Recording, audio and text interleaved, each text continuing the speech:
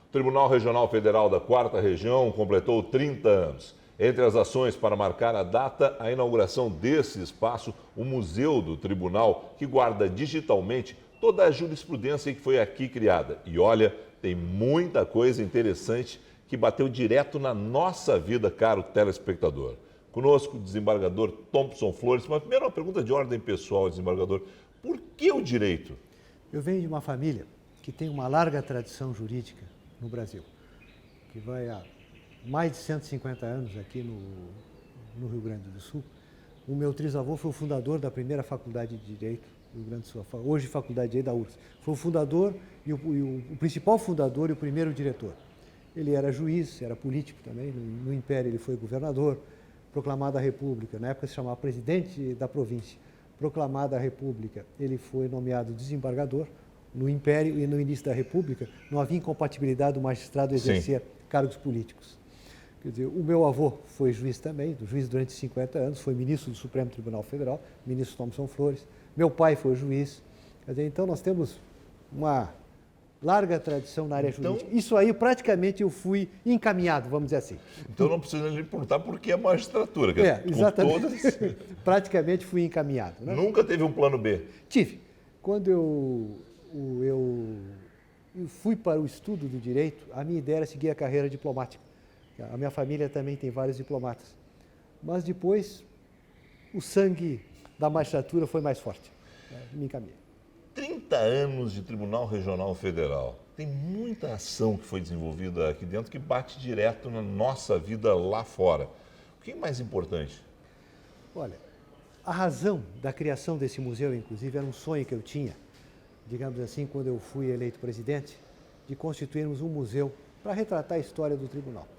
E a diretora-geral do tribunal, que é minha assessora há quase 30 anos, doutora Magda Cidade, ela sugeriu, presidente, por que não um museu digital? Já que o nosso tribunal é jovem e o TRF simboliza essa juventude. 30 anos em termos de história é muito pouco, né? Então, realmente, nós constituímos esse museu que, em termos de Brasil, do Poder Judiciário, na modalidade de museu digital, provavelmente é o mais moderno. Tudo que é de mais moderno nós temos aqui. 30 anos do TRF, nós temos decisões inúmeras, muito singulares. Vou lhe dizer, a questão, por exemplo, dos índices do FGTS, que se discutiu muito. A decisão que veio a prevalecer foi a desse tribunal, cujo primeiro relator foi justamente o nosso ministro Teori Zavascki. Foi a decisão dele que ele proferiu aqui que veio a prevalecer no Supremo Tribunal Federal, onde ele, para nosso orgulho, foi membro e foi ministro da Suprema Corte, faleceu no exercício do cargo. A decisão que limitou o fumo nos espaços fechados, uma decisão daqui. Devemos ao Tribunal Regional Federal a ausência de fumo nas aeronaves brasileiras. Graças a Deus. Graças a Deus. Isso contribuiu para a saúde dos brasileiros. A sentença do juiz Pinho, que ele proferiu, que foi confirmada pelo tribunal, antecedeu a lei. Depois veio a lei, ele inclusive na época recebeu uma condecoração do então presidente Fernando Henrique Cardoso. As relações homoafetivas. Nosso tribunal foi pioneiro aqui, e há um acórdão da relatoria hoje, na época era juiz convocado aqui no tribunal, mas hoje desembargador, um dos mais brilhantes, Roger Halp Rios. Foi uma decisão que prevaleceu da relatoria dele. As várias operações criminais que nós já julgamos aqui, a que mais se notabiliza nos últimos anos, a Lava Jato. Então nós temos, em matéria tributária, temos os principais precedentes que o Supremo julgou logo que entrou em vigor a Constituição, e eu digo isso que eu não estou me elogiando, porque eu não fazia parte do tribunal. Nos primeiros 5 anos da história desse tribunal e da história da nossa Constituição, as principais questões tributárias que foram levadas ao Supremo surgiram de precedentes desta Corte. Questões ambientais, que o tribunal é pioneiro, temos precedentes maravilhosos aqui da relatoria da desembargadora Marga Tessera, ex-presidente dessa Corte. Poderia citar inúmeros outros casos, ações de improbidade, ações civis públicas, questões as mais diversas que nós examinamos nesses 30 anos e que hoje estão todas elas imortalizadas e perenizadas neste museu. O momento mais tenso do tribunal é a Lava Jato, o julgamento da Lava Jato, ele chama mais a atenção para o tribunal? A Lava Jato, ela, em razão dos personagens que passaram, digamos assim, a frequentar os tribunais, né, na condição de réus, obviamente ele deu uma dimensão nacional ao nosso tribunal, né? Era natural. Então eu diria que esses julgamentos, digamos assim, mesmo mais tensos, fazem parte da vida de um juiz. Quer dizer, o juiz ele tem de estar preparado, né? Se ele não está, ele tem de estar preparado, né, psicologicamente, para julgar processos mais simples e processos mais importantes e mais vultuosos. Quando o senhor botou o seu rosto na questão da Lava Jato, foi para defender o tribunal, o senhor foi criticado por aquilo, já que o senhor não estava na turma de julgamento. Sim. Né? Eu fiz apenas, digamos assim, o papel institucional que cabe ao presidente, né, tendo em vista algumas matérias que saíram, de defender a posição do tribunal. E assim foi feito, né? Então, digamos, coube ao presidente, está lá no regimento interno, né, fazer, digamos, a defesa institucional do tribunal. Foi o que eu fiz. Foi nesse sentido. Qual é a sua visão sobre o futuro de um tribunal como esse? O que tem por aí ainda para se montar de jurisprudência? Tem muita coisa que vai vir ainda no futuro do direito brasileiro, a partir de decisões de tribunais como os... A história desse tribunal se confunde com a história da nossa Constituição, até porque ele é filho dela. Foi a Constituição de 88 que criou os 5 tribunais regionais federais, né, que estão no Brasil, que são a segunda instância da Justiça Federal. Nesses 30 anos, o direito está permanentemente se modificando, se atualizando, porque ele se atualiza antes do legislador e numa velocidade muito maior, né? Cabe ao juiz essa função importante, guardadas as proporções, de atualizar a lei, né? Porque a lei, naturalmente, uma vez editada, ela envelhece muito rápido, principalmente hoje que os fatos, veja bem, hoje a internet, essa revolução digital, né, modificou as relações humanas, inclusive, e obviamente isso tem influência também no Poder Judiciário, nos seus ritos, haja vista que o processo eletrônico concebido por essa Corte é reconhecido por muitos como o melhor do Brasil.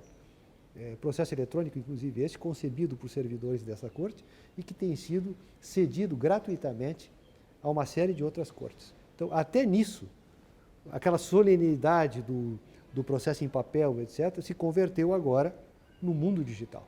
Então, o direito tem evoluído tanto, novas fronteiras que estão se abrindo, que eu diria que o futuro é inimaginável, né? Novos desafios surgirão, sem dúvida nenhuma. O mundo digital, na minha época, se dizia o seguinte: decisão de juiz não se discute, se cumpre. Hoje, o mundo digital debate qualquer decisão que venha de vocês. Isso é bom? Isso é ruim? Coloca a justiça contra a parede muitas vezes? Não, contra a parede não. O que eu acho que isso é muito bom. Acho muito bom no sentido de que a função do juiz, e no caso particularmente desta Corte, mas não só desta, do Poder Judiciário, hoje ela está disseminada na população, tendo em vista uma série de julgamentos, inclusive a Lava Jato, inclusive, não só esse, né? Isso dá uma visibilidade muito grande. O meu avô, que foi juiz 50 anos, ele dizia há 30 anos atrás, que uma das coisas que mais impressionava ele é que na população norte-americana, as crianças desde do colegial conheciam já noções da Constituição e do papel da sua Suprema Corte. E ele desejava, que era um sonho dele, que isso um dia chegasse no Brasil. Bom, de certa forma chegou, através dessa revolução digital. Infelizmente, às vezes, há alguns comentários, digamos assim, pouco educados. Eu acho que isso é a parte negativa. Há alguns comentários precipitados, às vezes as pessoas não se informaram devidamente e se utilizam de umas expressões não muito adequadas, né, como manda a boa educação. Mas na imensa maioria das situações, esse conhecimento disseminado que nós temos nesse aparelhinho aí, o celular, pela internet, da função do Poder Judiciário brasileiro, eu acho isso muito bom. A população passou, digamos, a olhar para os seus tribunais como aquilo que, digamos, é a função principal do Poder Judiciário, que é restabelecer a ordem jurídica que foi rompida. Quando se mata um cidadão, quando um contrato é descumprido, quando algo é furtado, rompe-se, digamos assim, a ordem jurídica, ela sofre um abalo. Cabe ao juiz restaurá-lo. Essa é a grande missão do juiz. E isso a população, através desses meios digitais e eletrônicos, está cada vez mais tomando consciência. Vocês aqui transmitem pela internet boa parte das sessões os julgamentos são feitos de forma transparente. Há uma crítica que é feita à sessão do Supremo ser transmitida pela televisão. Né? Qual é a sua avaliação? Isso muda alguma coisa hoje? Não muda? Porque já que está tudo tão transparente, tudo tão na internet? Olha, é como o senhor disse, a transparência hoje ela é inevitável. Né? Se é para pecar, que seja por o excesso da transparência. Né? Então eu acredito que o verdadeiro juiz isso aí não afeta. Né? Digamos, um juiz que não souber se comportar diante de uma televisão, ele não pode ser juiz. A imensa maioria dos juízes brasileiros se comporta perfeitamente. Agora, é algo novo no Brasil. Por exemplo, os Estados Unidos até hoje não permite. Veja bem, no sistema jurídico norte-americano, o juiz ele ouve as razões das partes em público, mas eles decidem em chambers, né? A própria Suprema Corte dos Estados Unidos. Então, eles decidem em Câmara Privada e depois comunicam a decisão. E mesmo naquela sessão pública, onde ele ouve as razões das partes, isso não é sequer fotografado. Eles não admitem. O nosso sistema de julgamento, pelo menos da República, não sei se no Império, mas eu já desde o Império, mas com certeza, desde a República, nossos julgamentos sempre foram públicos. Quer dizer, o juiz ouve as razões das partes, as sustentações orais publicamente, o julgamento é proferido publicamente. Quer dizer, a parte pode acompanhar através do seu advogado ou pessoalmente como vota cada juiz. Esse é o nosso sistema. Então, o fato dessa publicidade ser disseminada na televisão não deverá causar maiores embaraços. Doutor, muito obrigado ao senhor. Sucesso. Foi uma honra ter participado desse programa. Parabéns.